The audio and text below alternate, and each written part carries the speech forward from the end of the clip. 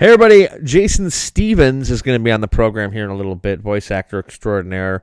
You may have heard him do walking throughs, Christopher walking throughs, Morgan Freeman, John Madden. It depends on your person that you're into. I'm sure he's probably done an impression. We have a great chat, I think.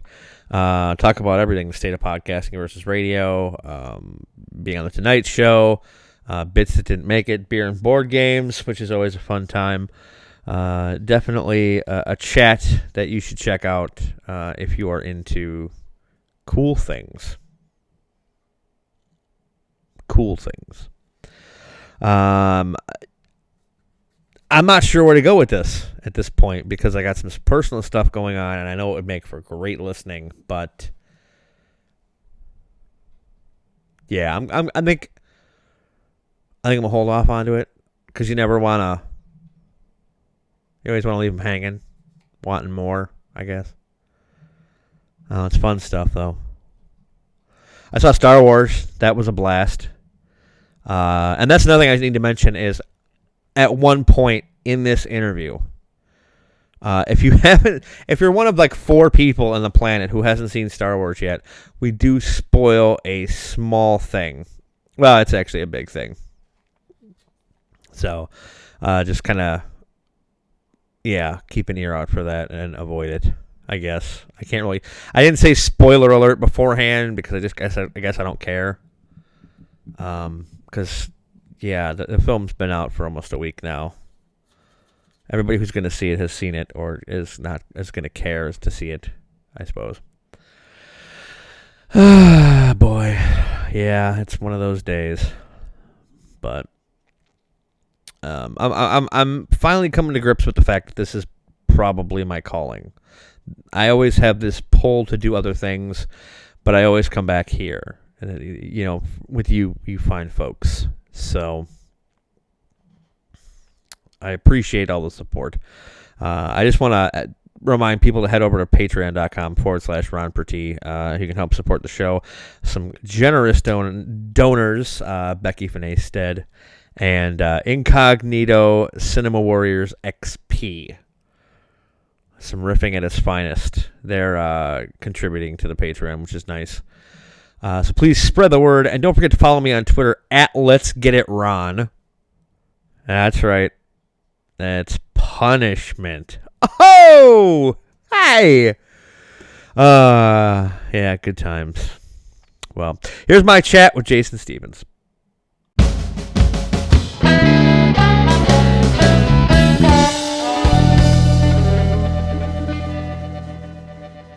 But so now, since the last time you were on, a lot of stuff's happened.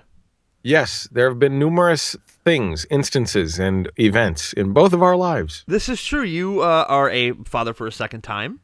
I am. You were on the Tonight Show, though you weren't there in person. Right, twice. I've been twice on the Tonight Show now. You were there twice as an elderly black man. Yes, hi. Oh, Lordy. Yes, it's a difficult life being a Morgan Freeman.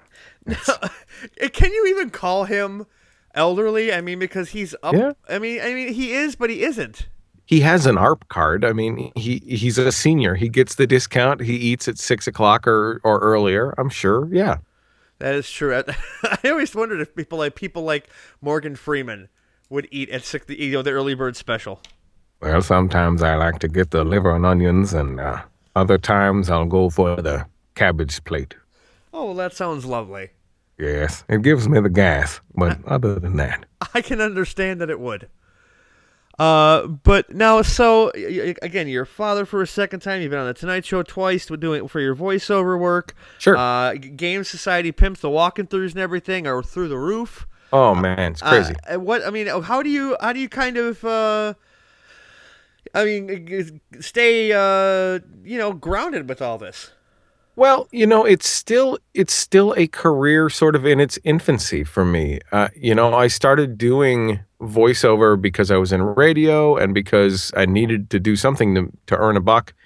I started on Fiverr.com. I was giving away audio. Well, not giving away, but I was selling audio for $5 or for a minute of audio. I think I was walking away with a whopping total of $8. and now that's all changed, but it's still incredibly difficult to get from month to month and know that you're okay. Your career is okay. Everything is going all right. Well, it's gotta feel great though when somebody like the Tonight Show calls. Oh my God. When I get the email, I'm usually in my sweatpants. That's usually how it goes. Sweatpants, haven't bathed in a couple of days. And, you know, because with the kids, I'm sort of on call. I work from home, but I'm also always available. So my day is split up. I might do a couple of hours in the studio, just answering emails and, doing that sort of thing. And then all of a sudden, I'm out of the studio for 3 hours while I'm trying to, help my wife with the kids and that sort of thing.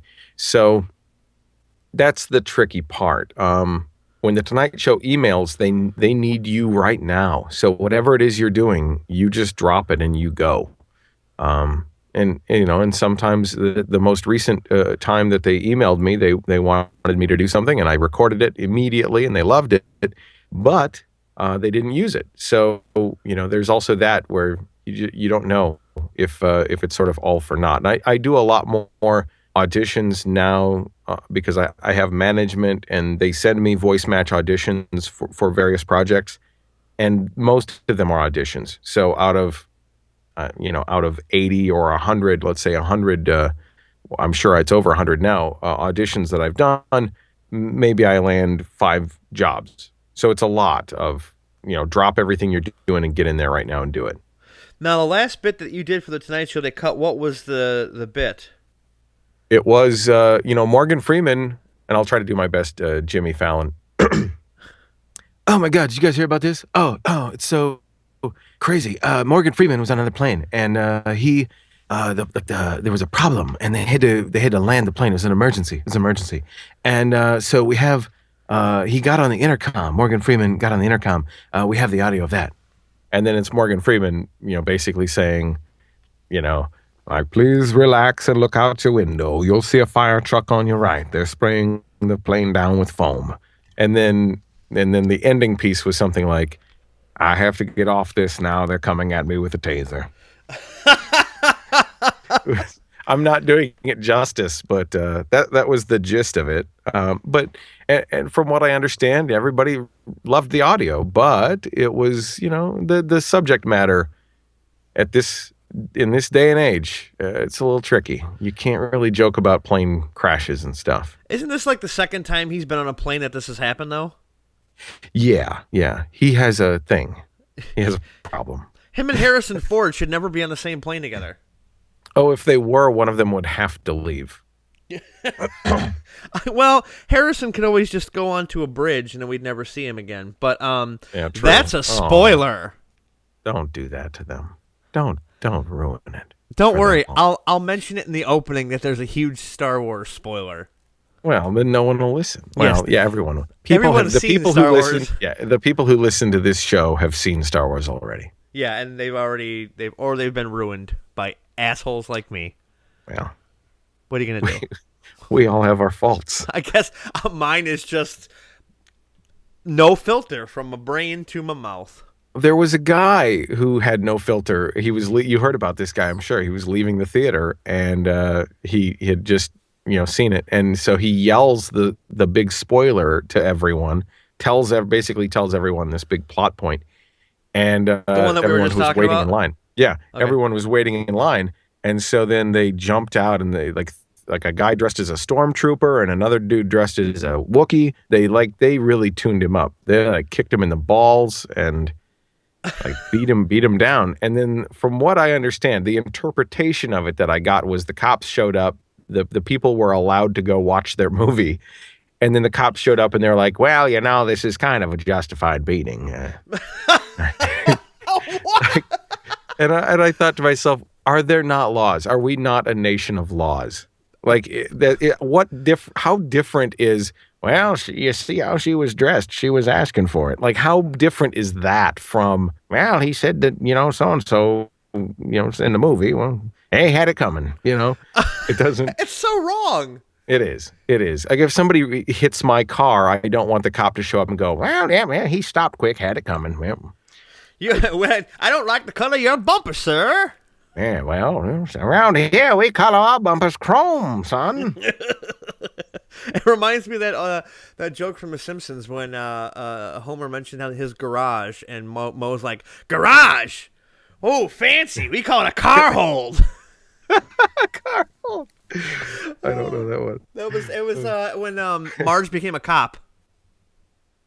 Mm-hmm. And yeah, that was just, and they were playing poker, and what's his face from the guy with no arm that runs the Oh yeah, yeah, yeah. he He was running runs a the surplus store. yeah, he was running a counterfeit jean operation out of their garage.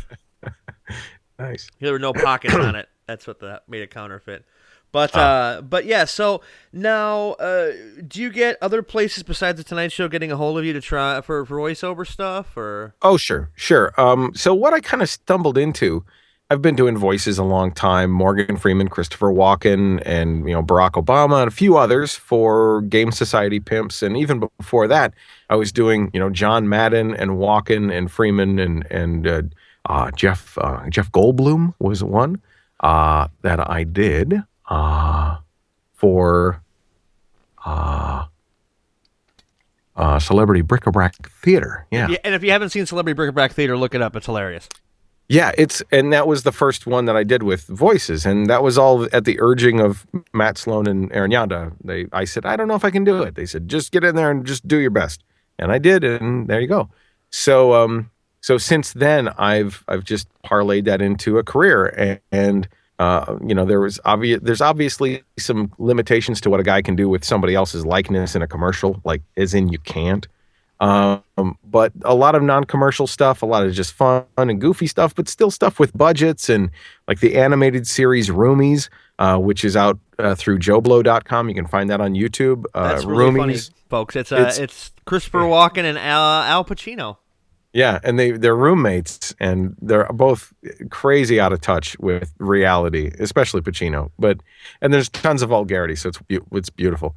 But I parlayed that into some more stuff, and then eventually somebody who works with actual voice talent contacted me and said, "Hey, can you do this voice?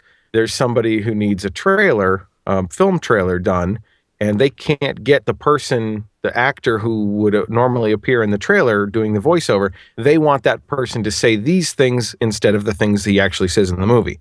And then I said, "Oh yeah, I can do that." And then so there you go.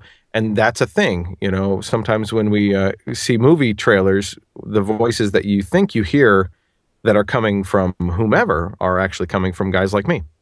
Well, there you go. Next time you listen to a trailer, More often than not, the stuff I'm doing is like auditions or placeholder audio, so they do get the real person to do it. But every now and then you'll hear one. I think maybe the new Independence Day trailer, the first line that, like, Goldblum has a line in it, and he says something like, it took us 20 years or it was like, they were here 20 years ago. And then his second line is something along the lines of, we use their technology to strengthen our planet.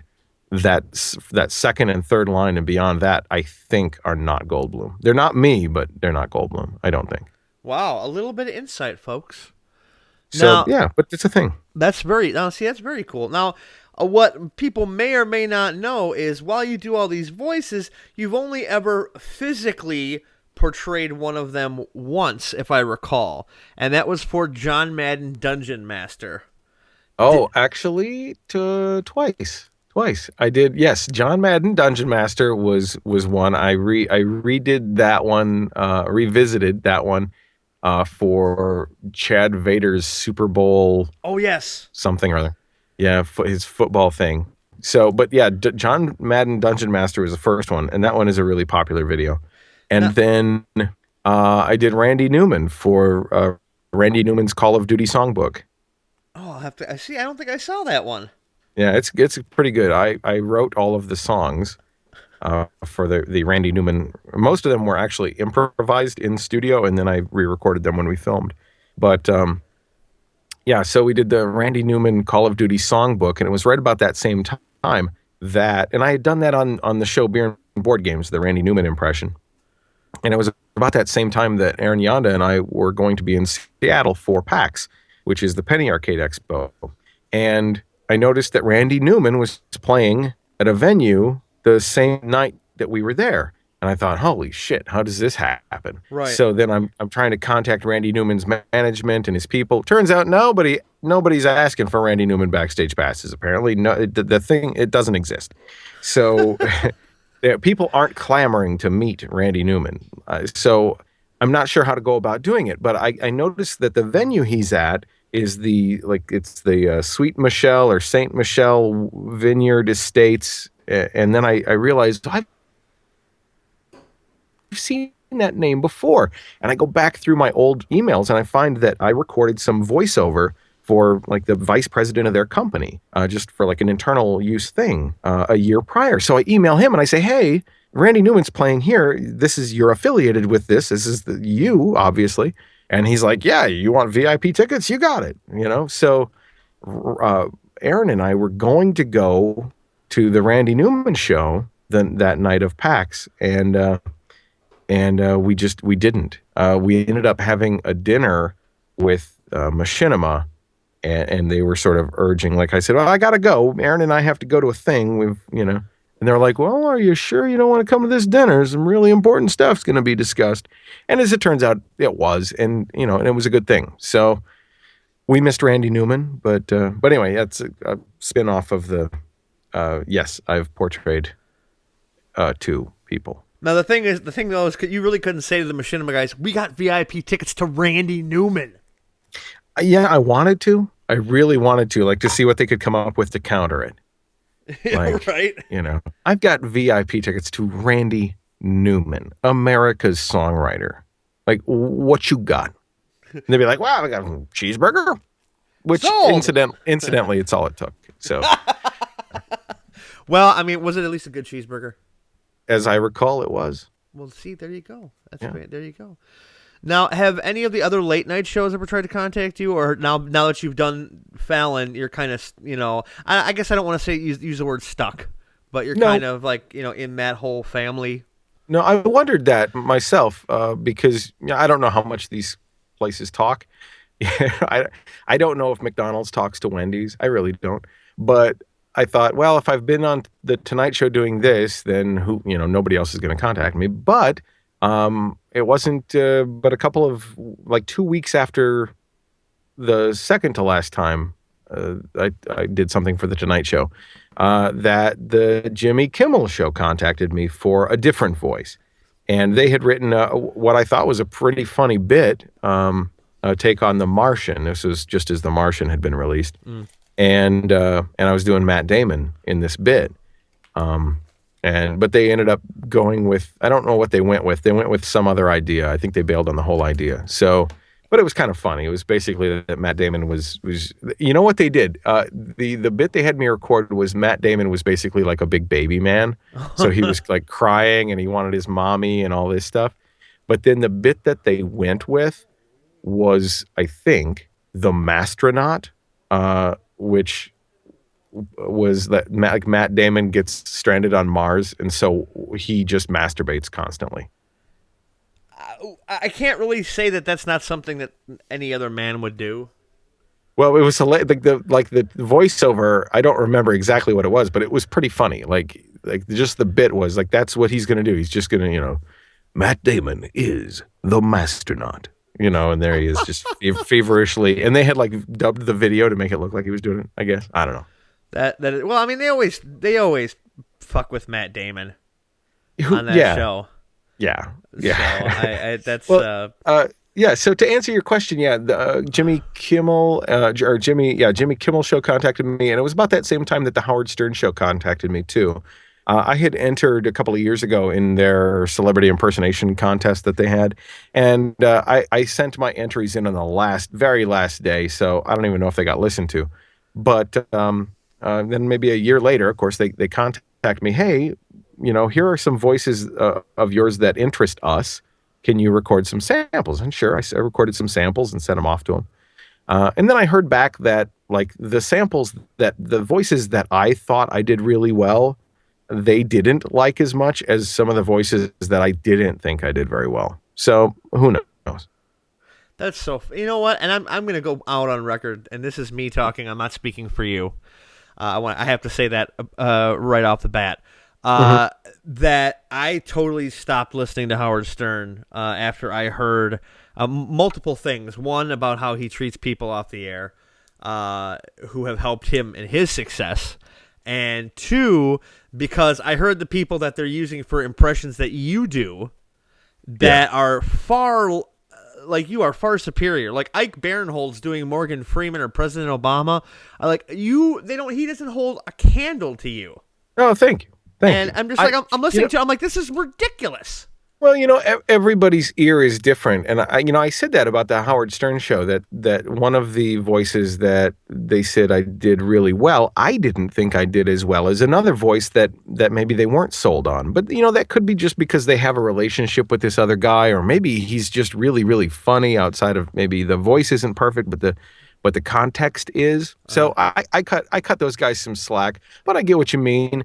It can be tough to listen to a show if once you get to know a person for who they really are. Sometimes it's a little tough to know them, and that's true. I did radio for a long time, and yeah, I think you have to kind of fake who you are sometimes, especially in the format that I was in. I didn't like the format, and I worked in it for 17 years or whatever it was. Felt like 17. What was the format? Country? Yeah, country, yeah. So, I tried to find the things about some of the artists that I liked. I tried to find artists that I thought I kind of identified with a little bit, and that helped. But by and large, the whole idea of country music's about God, country, and family, and son, you got to really get right with Jesus. And yeah, well, no, Ugh. I'm just going to be me over here in the corner. And what's nice is that there's been several iterations of the morning show on the station that I worked for. And the guy who does it now is this bearded, tattooed stand-up comic atheist, so so I think yeah, well, hey, people like him. They don't pay him much, which goes a long way in radio. If a guy will work for free, boy boy, they'll cut him some slack, but otherwise he's a good guy, and he does a good job. So Hey, God forbid if you have a family to support. yeah, you wouldn't want to be in radio and have a family. In There, fact, I'm not saying they fire people who get pregnant, but their track record ain't great. I remember when I first started doing this show, I had really wanted to there's a 95 WIIL in Kenosha, Oh, sure. Yeah. Yeah. and they have an AM station where you can buy time on. And I'm Yeah. thinking they quoted me, and I'm just like, that's ridiculous for me to have to, one, pay as much as they were asking, Hmm. two, to have to give up the kind of freedoms that I have doing the show this way. Because I Yeah. can't, when I'm down there, I can't say, well, fuckity fuck. No. I have to Yeah. I have to limit things. And doing it this way, I can record whenever I want. I don't have to be, Yeah. so it's kind of, but I thought to myself, if I'm going to have anybody give a damn about what I do, I have to go on radio first. No. No. You've got it figured out. I mean, you do. Pardon me. You do the show that you want to do. Pardon me again. You do the show you want to do. You do it online. You have freedom, and it's cheap. And there you go. Radio, talk radio. Sure, they've got bells and whistles and whatever, t-shirts. But otherwise, there are the best podcasts are obviously the best podcasts for a reason. And people who were in radio and then try to emulate podcasts are generally pretty bad at it. Yeah. Um, and likewise, if somebody who did a great podcast went to radio and tried to do radio, they probably wouldn't be great at it either. Podcasts work because you can find your audience everywhere. Radio doesn't work for the same reason, because how many people are into Mark Maron in a 100-mile radius of Madison, Wisconsin? Not enough to support a radio station, I'll tell you that much. Oh, I know oh yeah, I know, because I know a few times I've heard Matt Sloan mention he listens to Marin, Yeah. and I don't know if you listen to Marin. I used to, back when there could be a lot of loud swearing in my house. Oh yeah, he tend to yeah, Yeah. a little I had bit. to I had to stop listening to Gilbert Gottfried for the same reason. Oh, his podcast is so good though. Mm-hmm. It really is. Like he's just Oh man, just amazing. But and that's another the idea of how you need to do radio before you'll be taken seriously. Another thing is it stemmed from Stern. He is always shitting on podcasts Yeah. because he thinks that you can't get original content. This is totally original content. I've Yeah. never said Yeah. these words to you before. Yeah, who knows? Anybody who's over the age of 50 or 60, Stern is probably a little technologically stunted because he's been in that chair for so long. I mean, he's had people to do those things for him. He's not uploaded his own fucking audio. Of He course. hasn't had to. So, everybody's got an opinion about something. I doubt Stern worries much about it. he's he's got to have an opinion because that's something that somebody might ask him in context of the show. But, when he goes home at night and puts his head on his giant pillowcase full of money, he obviously doesn't care that much. No. Because no. if he did, he'd do something about it. But that's it. Yeah. Now, you can be reached at jasonsvoices.com. Do you Yes. get a lot of regular folk like myself hitting you up for work?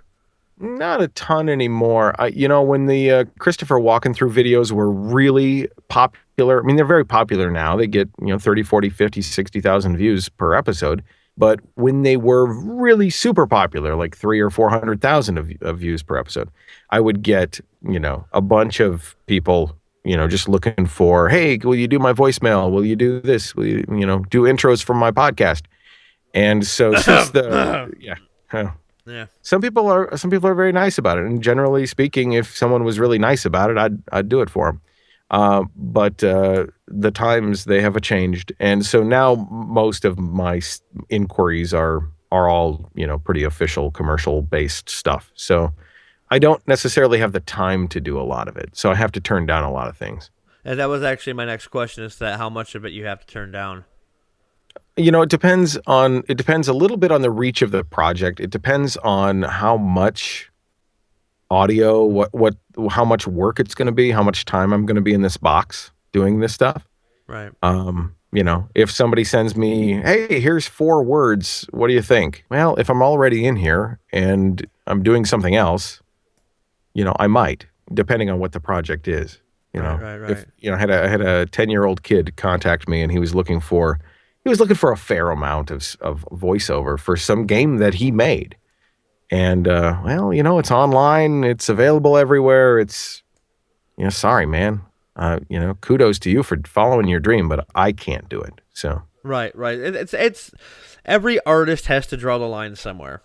Well, and even, I've got management, they fight pretty hard to get me jobs that, they obviously they have a stake in it. They have a dog in the fight, but people who want to hire me versus somebody else, they've got a reason for that. And, if I'm giving away audio for whatever, I can't be spending that time chasing those other things. So.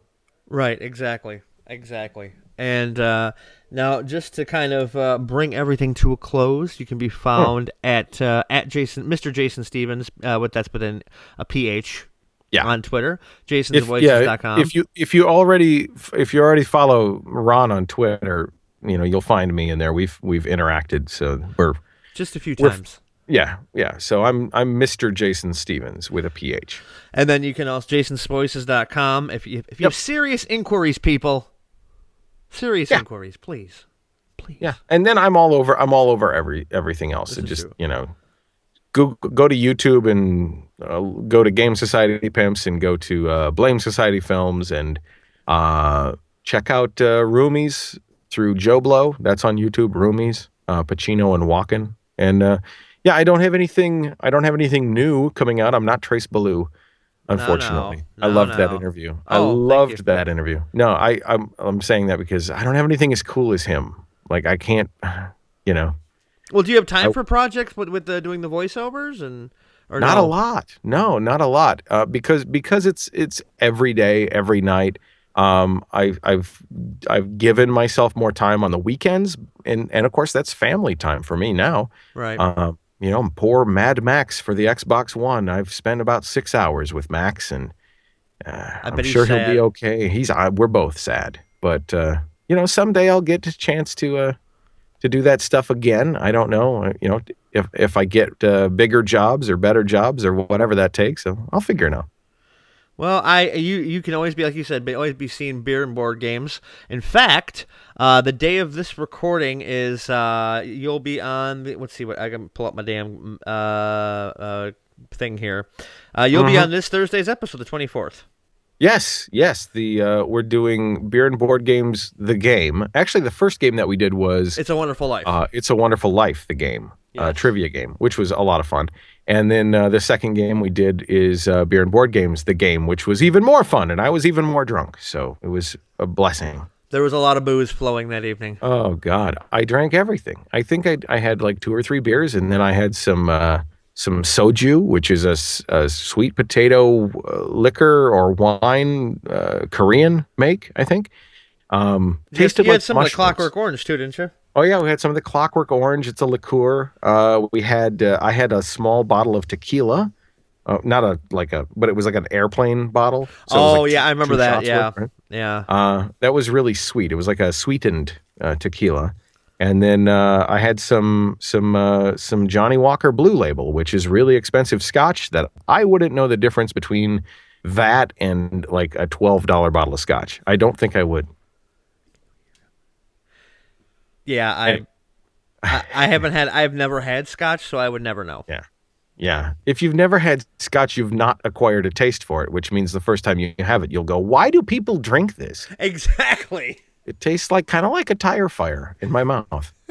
Yeah, I remember you had said something, how it tasted like rubber. Yeah. And then like the first drink tasted like rubber, and the second drink I was like, no, it doesn't taste like rubber anymore. It just tastes, it tastes like booze. And so yeah, I experimented with a variety of different alcohols. Nothing crazy in excess or anything. I wasn't hungover the next day, but just sort of mixed things up over many hours.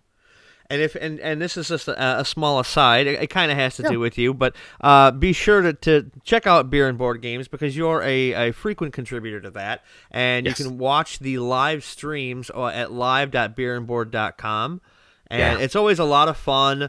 You can get lost in the chat though quite a bit because while these fine folks are playing games and getting hammered, we were talking about Constantine and other random things. Oh yeah. Sometimes when I'm not on the show, I like to go into the chat and just kind of pop up here and there, and I really like that. I like that it has a fan base that I identify with. I'm on the show, but I'm also a fan of the show, so it's really kind of neat that way. And they're doing their Patreon right now. Patreon reorganized how they do things. I'm sure you saw that. Oh yes. They show you now after fee amounts and stuff, and so everything looks a lot lower. And of course, if you were banking on having a certain amount so you could buy your equipment, you're kind of out of luck. So that's what they're doing right now. They're doing a nice little push for that, and that'll happen. New cameras for Beer and Board Games coming soon. Yeah, it'll look amazing. And don't forget to check out the walking-throughs, and whenever you do the Morgan Freeman story time is always great. Ah, yes. Stories. Lots of stories. Once upon a time, there was a fella named Ron. Hey. Oh, Ron, my good friend Ron. He walked out into the driveway, and he picked up the newspaper, and he said, "Goddamn newspaper's all wet." And then he shoved the newspaper boy off his bicycle, and oh, Lordy, the town's still talking about it. Yes, they are. Yes, they are. Now, could I ask Randy Newman to play us out? Yeah. Okay. I don't have my piano. That's okay. If you like listening to things about stuff, you like a podcast, then you gotta listen to the Ron Purtee Show. Doopy-doo-doo, doopy-doo-doo. Thank you very much, Randy, and thank you, Jason. I'm sorry it didn't rhyme. That's quite all right. Oh, it's been again at Mr. Jason Stevens. Pretty much, it's like the nexus for everything, folks. Thank you so much, Jason. It's been a blast. Thanks, Ron. Take care, man.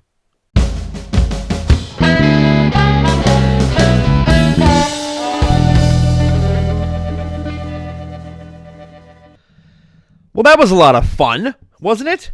I think so. I really think so. But again, follow me on Twitter at Let's Get It Ron. I'm kind of figuring out the web situation right now. I mean, you can still go to ronpurtee.com, but I haven't really posted anything in a while. Twitter's probably the best place. It's the nexus of all reality for my social media, I think. Yeah, I'm pretty sure that's it. So be sure to follow me there. Patreon.com/Ron Purtee. Again, I want to thank Becky Finay-Stead and Incognito Cinema Warriors XP for their contributions to the Patreon. You too can be cool if you just head over there. So, we'll see you next time, kids. Bye-bye!